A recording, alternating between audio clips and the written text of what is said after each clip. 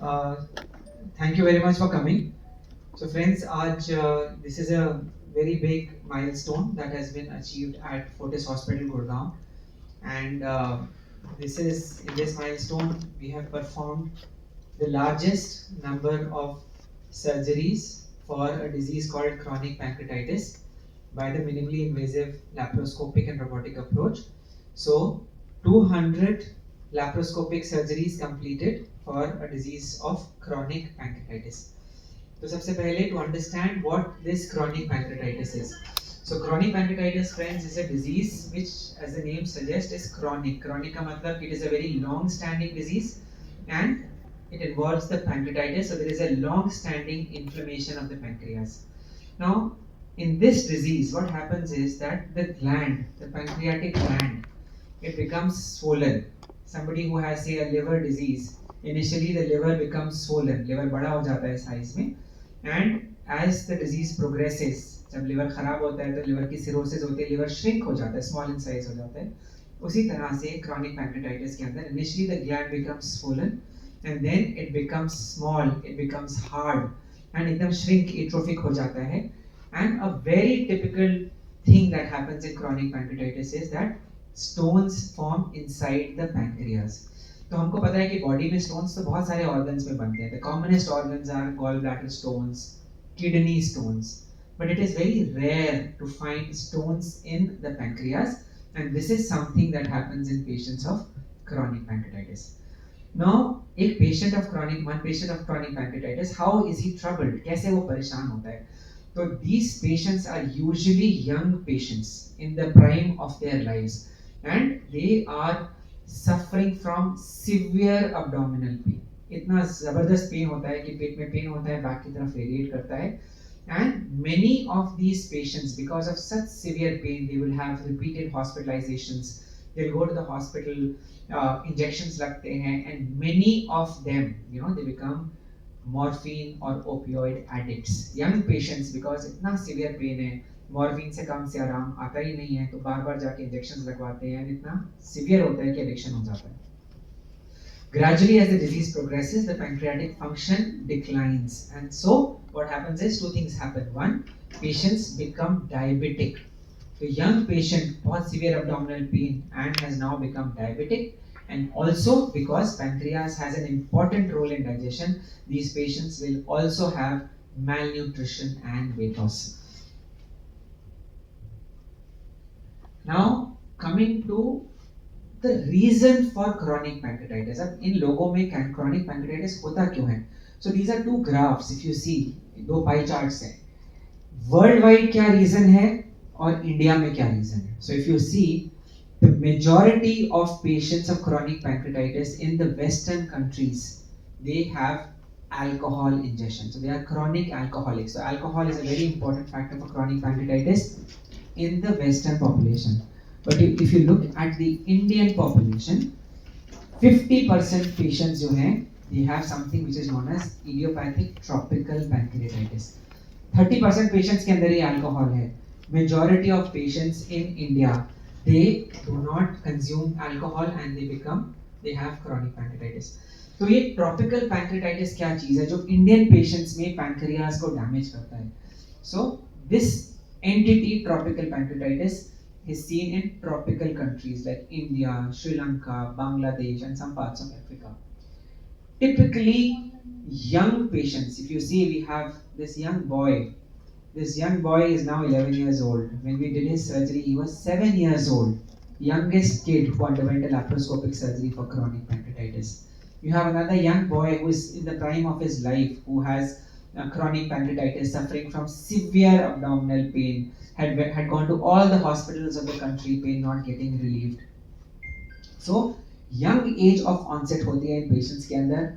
Severe abdominal pain होता है, जैसे हमने पहले बताया कि typically these patients will have multiple stones in the pancreas. Many of them will develop diabetes and will have weight loss. Now, इन लोगों का treatment क्या है? What is the treatment of chronic pancreatitis? So, surgery, especially early surgery, will help these patients not just control their pain, but also, if done early, can help even reverse or preserve pancreatic function. तो जिन लोगों में early onset diabetes है उसमें कुछ patients में diabetes भी cure हो जाती है, जिन लोगों का वेट लॉस है वेट गेन भी होना शुरू हो जाता है, तो surgery is of prime importance in these patients. अब जो सर्जरी है conventionally is done by the open surgery. अगर आप ये देखेंगे तो पैंक्रियास की सर्जरी इंडिया में बहुत सारे सेंटर्स में होती है, पर इस तरह की सर्जरी होती है जिसमें पूरे पेट को कट करके सर्जरी करी जाती है. And this is something that we do here. This is the laparoscopic surgery for chronic pancreatitis. If you see, there are no scars, minimal scars in the tummy. The cosmetic outcome is very good for these patients. And because the scars are so small and the surgery is done through these tiny, tiny cuts, the recovery is very fast. The post-operative pain is very, very less. अब हम world literature, अब ये India का literature नहीं है, this is the world literature published in PubMed. If you look at these series of laparoscopic surgeries for chronic pancreatitis and you see the number of patients in the world, 17, 12, 12, 11, 24, 28, 14, 39, 41, 33 and 62. So the maximum number of cases reported in the world of chronic pancreatitis managed by laparoscopic surgery have been 62. In the last 2 years, we have done close to 200 patients of chronic pancreatitis. We have treated them by laparoscopic approach with very, very excellent outcomes. So, total number of surgeries 201, laparoscopic surgeries for chronic pancreatitis 175. In contrast, the world's largest reported series till date is about 62 patients. Now, what are the key takeaways that patients should know? Now, the important thing is that, as we all know, there is a paradigm shift. You know, आजकल जो भी surgeries होती हैं, it's done by minimally invasive approach. It started with initially gallbladder surgery. पहले gallbladder surgery भी पेट काट के होती थी, uterus के operation पेट काट के होते थे. So, it transitioned from open surgery to laparoscopic and then subsequently to robotic surgery. So the reason why we are transitioning to these minimally invasive approaches are that the scars are smaller, the cosmetic outcomes are very good, the hospital stays are shorter, pain is much less, and the functional outcome is similar to an open surgery. The only hurdle which stops somebody from adopting this approach is the technical expertise. Now, the pancreatic surgery specifically, why it has the laparoscopic surgery is not happening for diseases of pancreas. The reason is that laparoscopic pancreatic surgery is technically very, very demanding. Okay, and it would be the next frontier. Our data represent the world's largest reported series of laparoscopic pancreatic surgeries for chronic pancreatitis. And minimally invasive pancreatic surgery is the way forward in modern pancreatic care. These are some of our happy patients who have undergone laparoscopic surgery for chronic pancreatitis. Thank you so much. Senior Vice President to address the media, please. Thank you very much for coming out for this press conference. I know typically calling out on a just of the week of the beginning.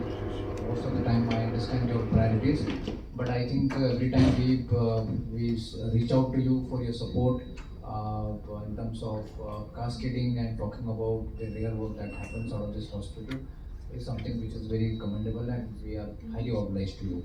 So जैसे कि doctor साहब ने बताया कि ये cases India में ही नहीं बल्कि वर्ल्ड में आई थिंक हाईएस्ट नंबर ये फर्स्ट टाइम रिपोर्ट हुए हैं पैंक्रेटिक लेप्रोस्कोपिक सर्जरीज एंड जो कि हमारे यहाँ पे डिपार्टमेंट है which is led by doctor Amit Javed is one of the largest department under which we do very complex surgeries and this is one of its own kind which he has spoken about. But I think apart from this also there are X number of and more number of surgeries which we do which are more complex in nature. GI oncology में भी इससे भी बहुत complex surgery होती है. But जो doctor साहब ने सर्जरीज के बारे में बताया, अपने आप में बहुत ही कॉम्प्लेक्स प्रोसीजर है, इट इज़ नॉट इजी। और आपने नंबर्स भी देखे होंगे which are reported also, and these are officially reported number by the medical journal, in which the representation from India and that too from our institute which is the department that Dr. Amit Javed represent, is the highest number so far reported, and which I extend my the warmest kudos to the entire team for successfully turning out doing these procedures. And we also have patients who have undergone these surgeries here, and they would also speak to all of you for their experience, what they felt after doing the surgery, and what was their life before the surgery. So that at least you hear it from the horse's mouth directly about the outcomes and their own experiences. So thank you very much once again on behalf of the entire team here and for the from this side of the hospital. We extend our warmest welcome to all of you once again for this press conference. Thank you. Thank you, sir.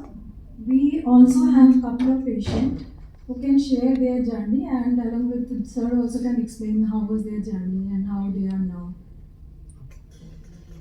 सबसे पहले Ojas, so Ojas is going to tell about his experience, इनको कैसे बीमारी हुई थी, what was his experience of his treatment.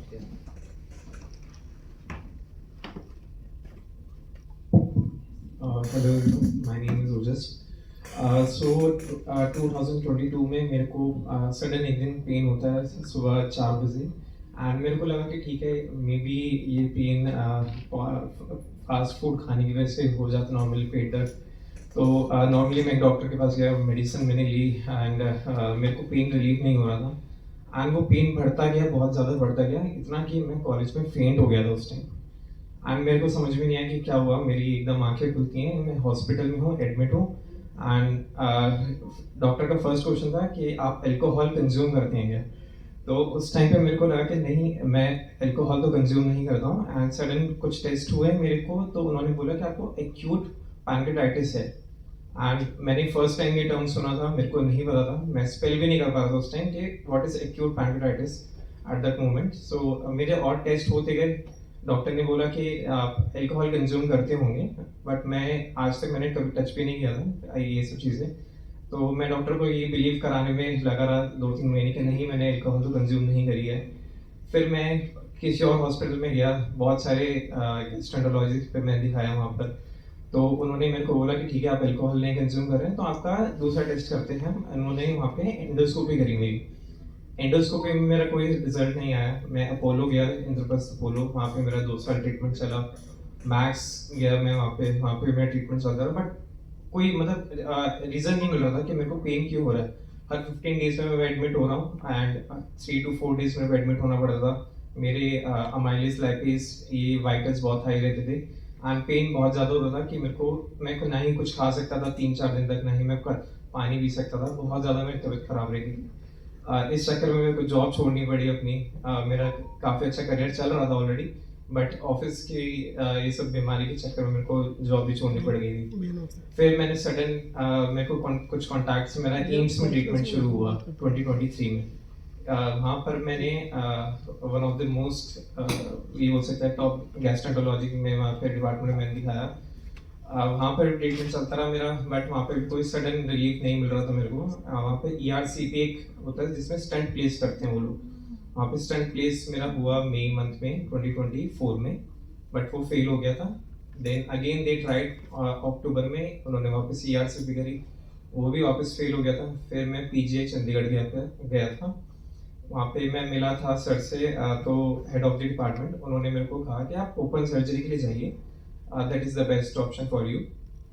But मेरे को open surgery का थोड़ा डर था क्योंकि रिकवरी बहुत ज़्यादा टाइम ली थी, एंड ओपन सर्जरी में उन्होंने मेरे को सीधा बोला था कि 1.5 महीना आपको रहना ही पड़ेगा, एंड आपको रिकवरी काफ़ी लगेगी, टाइम लगेगा। देन सर के बारे में मेरे को काफ़ी लोगों से सुनने मिला, काफ़ी मेरे को एक्सपीरियंस मैंने यूट्यूब से देखे, काफ़ी मैं सर से आया मिलने। फर्स्ट टाइम मैं आया था, थोड़ा सा मेरे को डाउट था, मैंने कहा लेप्रो जाऊँ कि नहीं जाऊँ, थोड़ा सा मेरे को था।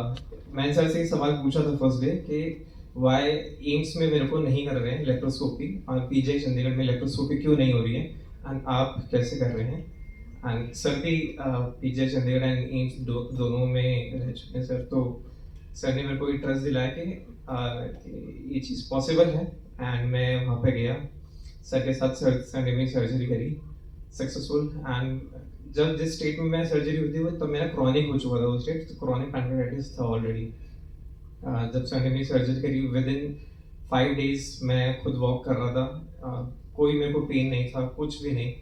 एंड अभी काफ़ी टाइम हो गया मेरे को सर्जरी के बाद, मेरे वाइटल्स थोड़े बहुत अभी भी हाई रहते हैं, बट टू बी ऑनेस्ट मेरे को कोई पेन नहीं होना। मेरे को जितने वाइटल्स मेरे उस टाइम रहते थे, वाइटल्स मेरे अभी भी थोड़े बहुत आते हैं उतने, बट मेरे को उस टाइम पे बहुत ज़्यादा पेन होता था कि मैं खड़ा भी नहीं हो सकता था। इतना कि मैं उस टाइम पे मैं हॉट वाटर बैग लगाता था तो मेरा पेट जल जाता था, मेरी बैक जल जाती थी, तो पेन अपडाउमिन में होता था, बैक में निकलता था। और विदाउट अल्ट्रासाउंड एडमिट होके मेरे को पेन रिलीफ नहीं होता था, मेरे को एडमिट होना ही पड़ता था।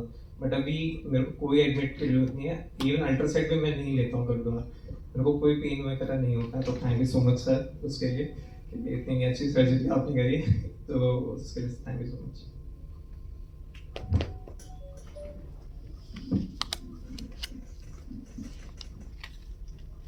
तो आपने ओजस का एक्सपीरियंस सुना, तो अब अगर आप लोगों के कोई क्वेश्चंस हैं, अगर आप इस बीमारी के बारे में कुछ और जानना चाहते हैं, कुछ भी और पूछना चाहते हैं, तो आप please you most welcome.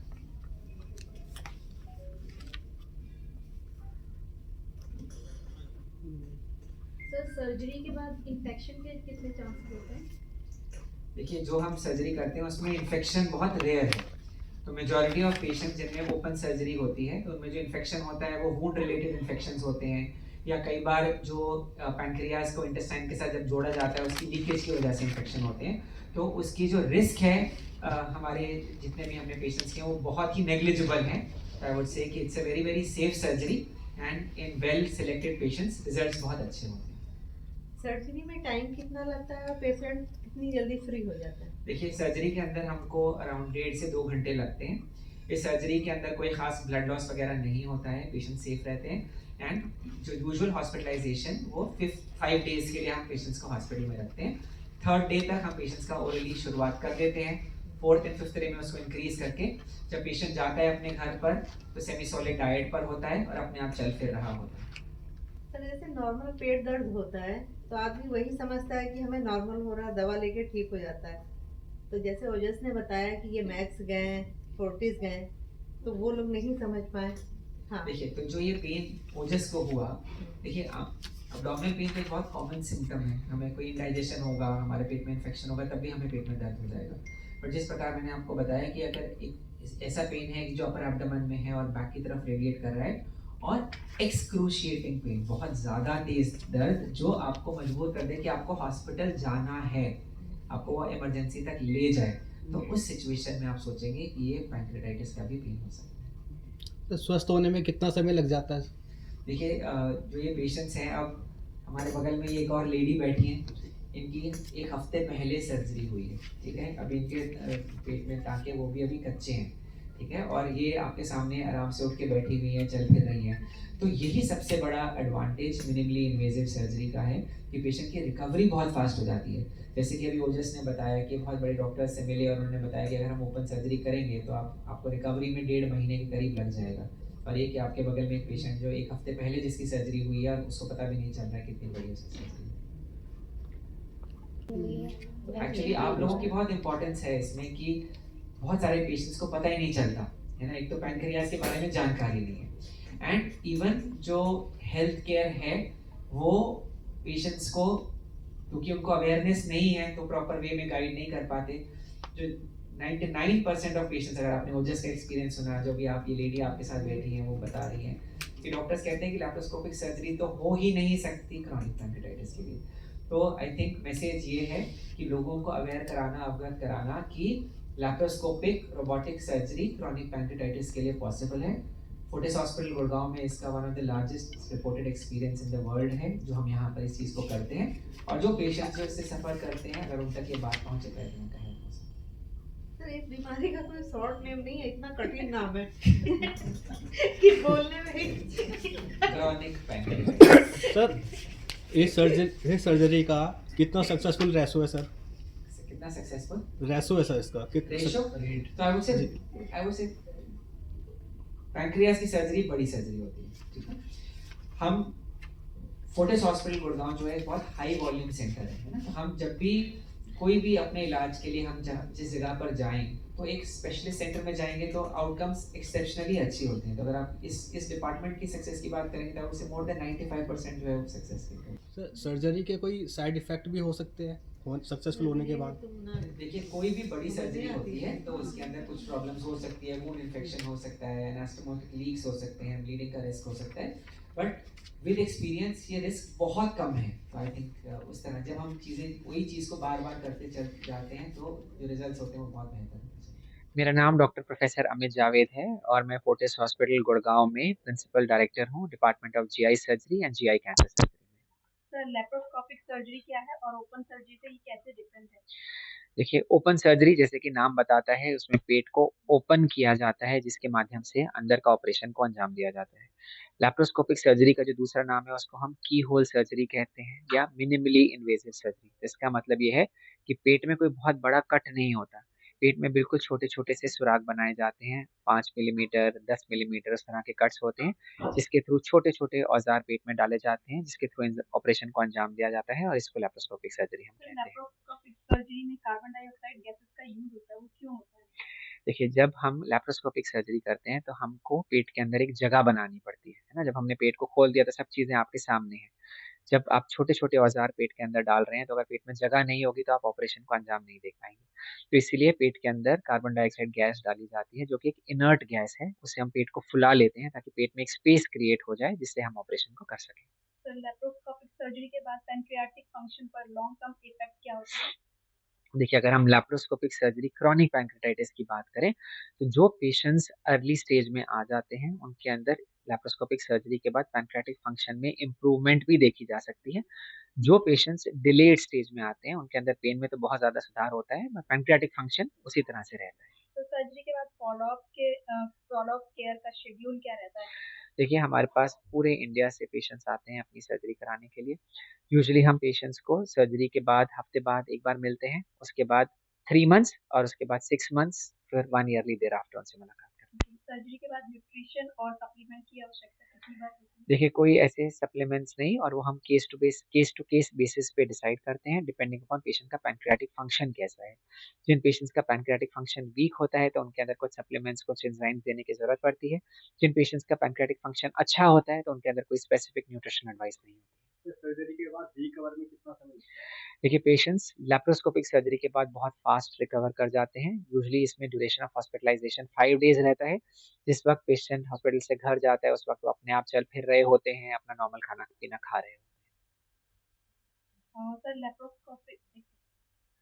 Sir laparoscopic pancreas surgery में मेजर एडवांटेजेस क्या होते हैं? हैं। जो मेजर एडवांटेजेस, बहुत सारे एडवांटेजेस हैं इस सर्जरी में। तो सबसे इम्पोर्टेंट ये है कि क्योंकि आपने सर्जरी छोटे-छोटे कट से करी है, कोई पेट में बड़ा चीरा नहीं है, तो पेशेंट को पेन पोस्ट ऑपरेटिव बहुत कम होता है।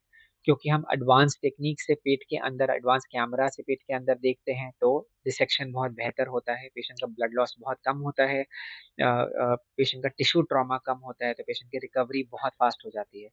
जहाँ एक पेशेंट ओपन सर्जरी के बाद उसको पूरी तरह रिकवर होने में 1 डेढ़ महीना लग जाता है, उसी उसी से अगर हम कंपेयर करें लैप्रोस्कोपिक सर्जरी, तो हफ्ते 10 दिन के अंदर पेशेंट बहुत फास्ट रिकवर कर जाता है। सर लेडीज और जेंट्स में क्या बाद में जो इम्पैक्ट होता है वो अलग-अलग होता है या बराबर? लेडीज़ एंड मेन में जो इम्पैक्ट है लैप्रोस्कोपिक सर्जरी का, वो तो सिमिलर ही होता है, तो दोनों के अंदर ही लैप्रोस्कोपिक सर्जरी के एडवांटेजेस होते हैं। ओके, एट लास्ट आप क्या कहना चाहेंगे मैं ये पेशेंट? कहना चाहता हूँ कि अ, कोई भी पेशेंट जिसको अब्डोमिनल पेन है, पेट में दर्द हो रहा है और वो स्पेशली अगर ऊपरी तरफ है, बैक की तरफ रेडिएट करता है, तो हमेशा अपने माइंड में पैंक्रियास के बारे में सोचना है, पैंक्रेटाइटिस के बारे में सोचना है।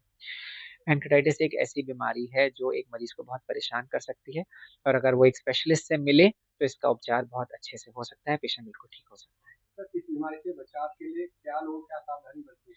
कि अगर आप मुझसे 2 चीज़ें पूछेंगे, तो एक अल्कोहल और टोबैको, इन दोनों चीज़ों से आप बचें। Thank you.